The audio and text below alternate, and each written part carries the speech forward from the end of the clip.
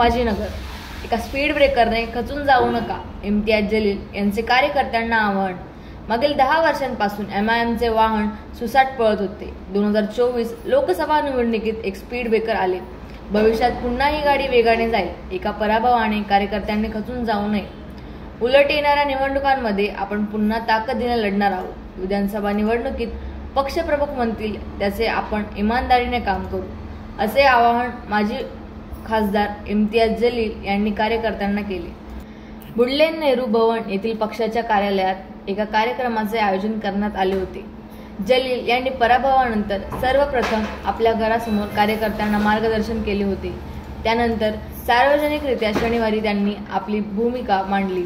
निवडणूक संपलेली आहे, आता कोणी काम केले आणि कोणी केले नाही हे उणे दुणे काढू नका। पुढे काय करायचे याचा विचार करा। माझ्याकडून चुका झाल्या असतील त्याबद्दल मी जाहीर माफी मागतो।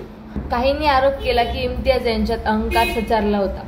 या आरोपात काहीच तथ्य नाही, यावरही त्यांनी भाष्य केले। 2019 लोकसभा निवडणुकीत एक सहकारी पक्ष आपल्या सोबत होता। यंदा तो सोबत नसतानाही आपण 3,40,000 मते घेतली। मी पराभूत झाल्याचे नागरिकांना मोठे दुःख आहे। देशभरातून फोन येत आहेत, आपल्याकडे कालपर्यंत एक पद होते ते आज राहिले नाही, इतकेच, बाकी काहीच फरक नाही।